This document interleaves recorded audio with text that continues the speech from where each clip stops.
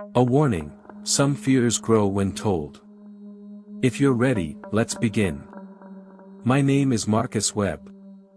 I'm 37, born and raised in Bakersfield, California, though I've been living in Portland, Oregon for the past decade. Most of my life has been spent behind a wheel. There's something about the open road, the hum of the engine, the endless yellow lines, the quiet of a truck stop at 3 a.m., that's always felt like home to me. I started young, working as a bus driver's assistant right out of high school. College wasn't for me. I needed to move, to see different places. After a few years, I got my commercial license and became a long-haul trucker. That's when the real freedom began. No passengers to deal with, no complaints, no drama. Just me, the cargo, and thousands of miles of American highway. The money was good, especially on international routes into Canada. The company I signed with, Cascade Freight Lines, offered solid pay and benefits. After the paperwork cleared, they assigned me my first cross-border run with a veteran driver named Carl Jennings. Carl was in his mid-50s, a man who'd spent 30 years on the road. He knew every way station, every speed trap, every decent diner from Seattle to Montreal. Our route, Portland to Toronto. Roughly 2,400 miles through Washington, Idaho, Montana, North Dakota, and into Canada. About 40 hours of driving, split between us in shifts. Before I left, my wife Sarah hugged me tight. "Be careful out there," she said. "It's a long way." I kissed her and our 2 kids goodbye, feeling that familiar mix of excitement and unease that came with every new route. We departed at dawn. The rig was loaded and inspected, paperwork squared away. Carl took the first shift while I rode shotgun, watching the Columbia River Gorge roll past. He was a quiet man, methodical.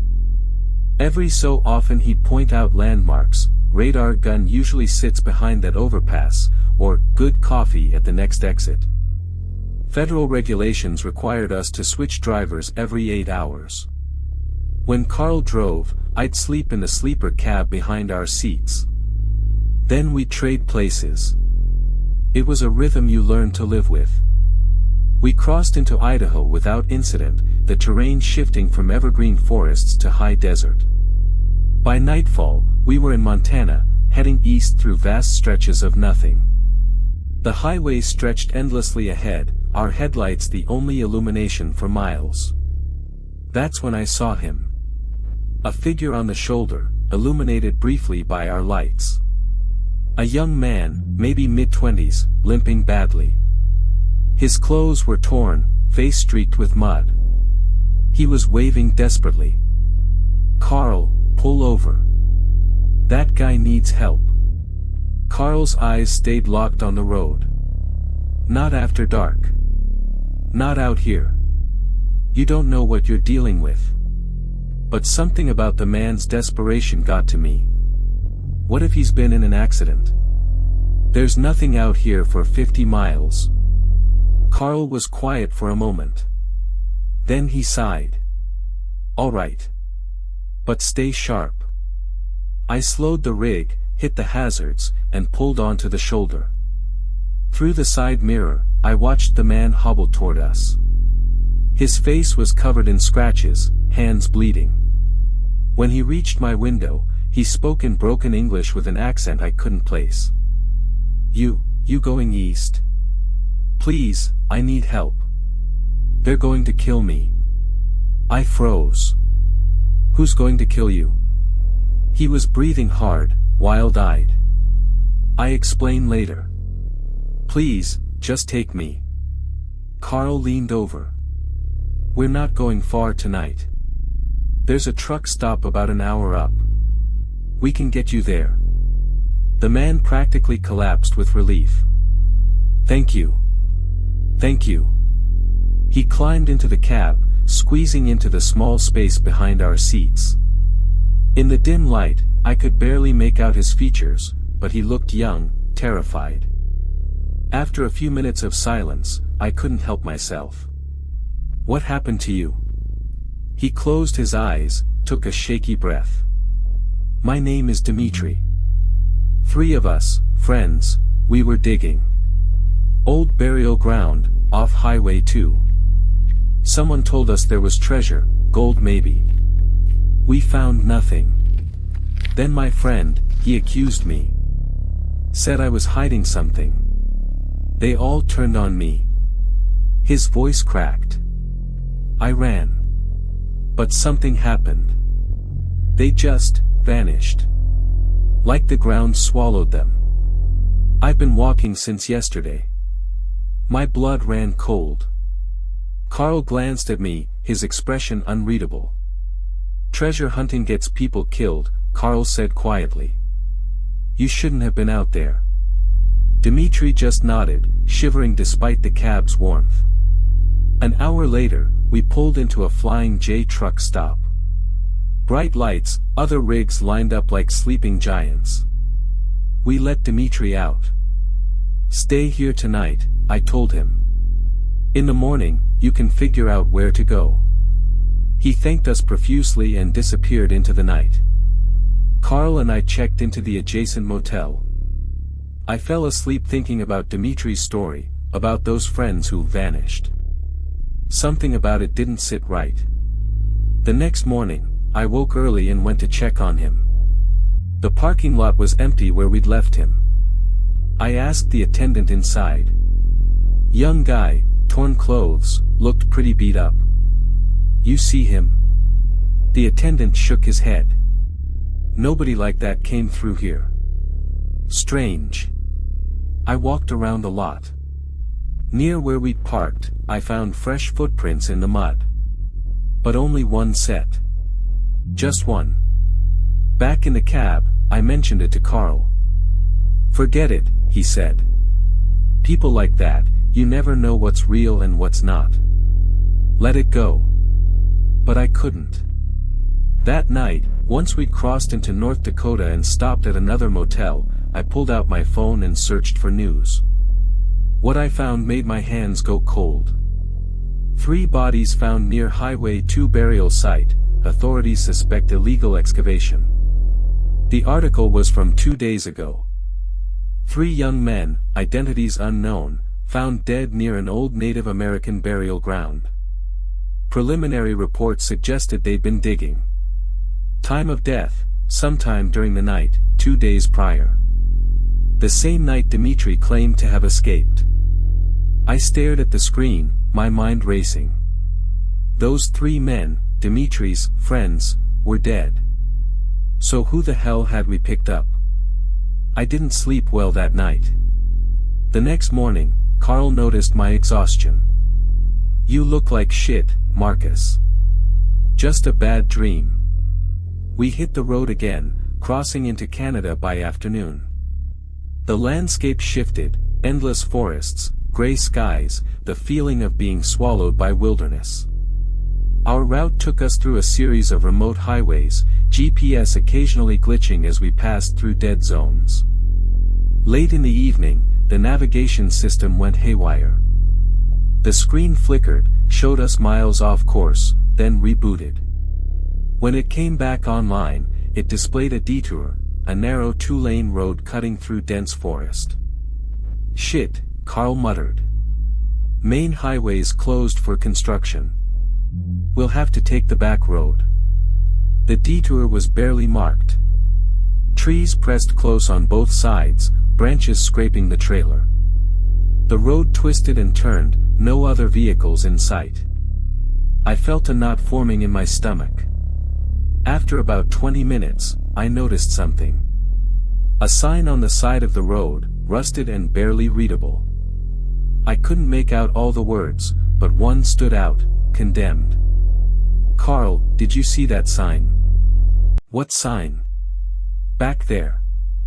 It said something about this road being condemned. He frowned. I didn't see anything. You're exhausted, Marcus. Your mind's playing tricks. Maybe he was right. But then I saw it again. Another sign, this one closer. The letters were faded, but clear enough, turn back. There. I pointed. Right there. Carl glanced over. I don't see shit, Marcus. Just trees. A chill ran through me. How could he not see it? 10 minutes later, the truck's cargo door rattled, a metallic groan that sent vibrations through the cab. Carl hit the brakes. Cargo must have shifted. We pulled over. The forest was silent, oppressively so. No birds, no wind. Just stillness. Carl grabbed a flashlight and climbed out. I followed. We walked to the back of the trailer. The cargo door was secure, latched tight. Nothing had shifted. Must have been the road, Carl said, though he didn't sound convinced. As we turned to leave, I saw something. A shadow, moving between the trees. Tall, humanoid, but wrong somehow. Too still. Carl. He followed my gaze. There's nothing there. But I saw it. Watching us. We climbed back into the cab and drove in silence. An hour later, we reached a small clearing with a lake. The water was black, mirror still. Carl decided we'd rest here for the night rather than push on. I need a break, he admitted. This road's fucking with my head. We parked near the shore and killed the engine. The silence was deafening. Carl fell asleep quickly. The lake's surface was shrouded in mist, but through it, I could see something. A shape, standing on the water. Motionless. My heart pounded. I took a step closer. The shape was humanoid, but its proportions were wrong. Too tall, limbs too long. And it was looking at me. Marcus. Carl's voice shattered the moment. What the fuck are you doing? I spun around. There's someone out there. Carl aimed his flashlight at the water. The beam cut through the mist, illuminating nothing but empty lake. There's nobody there. Get back in the truck. I looked again. The shape was gone. But in the mud near the shore, I saw footprints. Leading from the lake toward the truck. Fresh prints, still wet. We didn't speak much the next morning. The sun rose weak and pale, barely piercing the heavy clouds. The forest looked different in daylight, less menacing, but no less oppressive. We prepared to leave, but something was wrong. The footprints I'd seen the night before now led in both directions. To the lake and from the lake. As if something had walked out of the water, circled our truck, and returned. Carl saw them too this time. His face paled. Let's go, he said simply. We drove for hours, following the GPS as it recalculated again and again. The road seemed to loop back on itself. Landmarks repeated, a fallen tree, a rusted mailbox, a collapsed barn. We'd seen them before. We're going in circles, I said. Carl's knuckles were white on the steering wheel. That's impossible. But it wasn't. The GPS confirmed it. We were trapped in a loop, unable to escape this stretch of forest. Then we saw it. A town, appearing suddenly through the trees. A small sign read, Ashford, Pop 47. Thank God, Carl breathed. We can ask for directions. We rolled into town slowly. The place looked abandoned. Buildings with shattered windows, overgrown yards, cars left to rust in driveways. Not a single person in sight. Carl parked in front of what looked like a general store. We got out. Hello. I called. My voice echoed strangely, absorbed by the fog that had begun to creep in. No answer. We walked through the town square. There was a fountain in the center, dry and cracked. Around it, several overturned chairs, a rusted bicycle, a child's doll with one eye missing. "This place has been empty for years," Carl muttered. But that wasn't quite right. Some things looked fresh. Tire tracks in the dirt. A newspaper on a porch, dated from last week. A coffee cup on a windowsill, still half full. We approached one of the houses. The door was ajar. "We shouldn't," I started. Carl pushed it open. Inside, the air was thick with the smell of rot. Furniture sat undisturbed, covered in dust. A table was set for dinner, plates still in place. But the food had long since decomposed. On the wall, I noticed something. Photographs. Dozens of them, all showing the same scene, this town, full of people, smiling families, kids playing. But in every photo, in the background, there was a shadow. A tall, dark figure that didn't belong. "Carl, look at this." He came closer, studied the photos. His expression darkened. Then we heard it. Footsteps. Slow, deliberate. Coming from upstairs. We both froze. The footsteps reached the top of the stairs. Paused. Then began descending. "Go," Carl whispered. "Now." We bolted from the house, sprinting back to the truck. I fumbled with the door, hands shaking. Behind us, I could hear the front door of the house creak open. Carl started the engine. The truck roared to life. We peeled out, dirt and gravel flying. In the side mirror, I saw a figure standing in the middle of the road. Tall, impossibly tall. Watching us leave. We drove until we couldn't anymore. The sun had set again, though I wasn't sure how that was possible. We'd only been in the town for an hour, maybe 2. But now it was night. Carl pulled over, killed the engine. He was trembling. "What the fuck is happening?" he said, voice cracking. I had no answer. That night, we stayed in the cab. Neither of us slept. Around midnight, I heard it again. That breathing sound. But this time, it was coming from inside the truck. From the sleeper cab. I turned slowly. The curtain separating the sleeper from the front cab was closed. But I could see movement behind it. Slow, rhythmic. "Carl," I whispered. He saw it too. The curtain began to slide open. Behind it, nothing. Just the empty sleeper. But on the mattress, pressed into the fabric, was a handprint. Mud-stained, fresh. The same print I'd seen by the lake. Carl grabbed his flashlight and shone it on the print. As the light hit it, the print began to move. Fingers spreading, as if pressing down harder. Then it faded, sinking into the fabric until it vanished completely. "We need to get out of here," Carl said. "Right fucking now." But when he turned the key, nothing happened. The engine wouldn't start. The lights wouldn't turn on. The truck was dead. Outside, the fog thickened. In it, shapes began to move. Tall, thin shadows, circling the truck. Carl tried the radio. Static. He tried his phone. No signal. We were alone. I don't know how long we sat there. Minutes? Hours? Time felt meaningless. The shapes outside grew closer, pressing against the windows. The glass fogged from their presence, and on the condensation, words began to appear. "You brought us here. What the fuck does that mean?"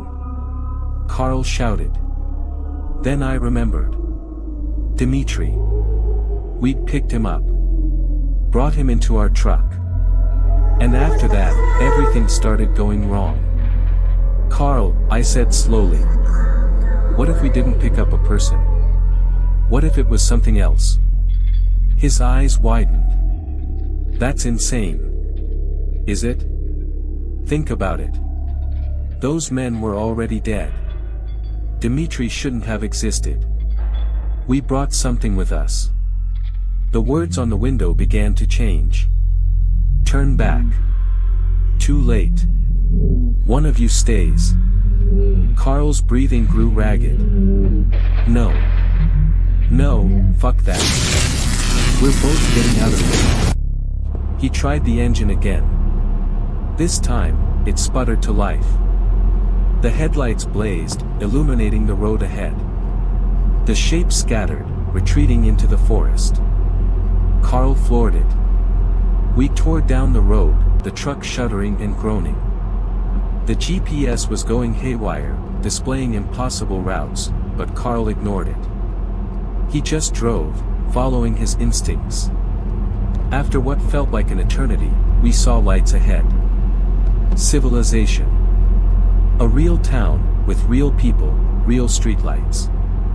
We pulled into a 20. I blinked, and it was gone. We completed the delivery to Toronto without further incident. When we returned to Portland a week later, I quit Cascade Freight Lines. I couldn't do it anymore. The road had changed for me. Carl kept driving. We stayed in touch for a few months, but eventually, the messages stopped. I tried calling him once. His wife answered. Carl's gone, she said, voice hollow. He went out on a run 3 weeks ago. Never came back. They found the truck abandoned on a forest road in Montana. No sign of him. I hung up, hands shaking. That night, I looked out my window. Across the street, parked under a broken streetlight, was a semi-truck. Its headlights were off, but I could see someone sitting in the driver's seat. The figure turned to look at me. Even from that distance, I recognized the silhouette. It was Carl. He raised one hand. Waved slowly. Then the truck's engine started, and it drove away into the darkness. I don't drive anymore. I sold my CDL, got a desk job. But sometimes, late at night, I hear it. The low rumble of a diesel engine, idling outside my house. And when I look, there's nothing there. Just tire tracks in the dew-covered street. If you're a driver, and you see someone on the side of the road at night, especially in places where there shouldn't be anyone, keep driving. Don't stop. Don't look back. Some roads don't lead anywhere. They just loop forever. And once you're on them, you might never find your way off. The end.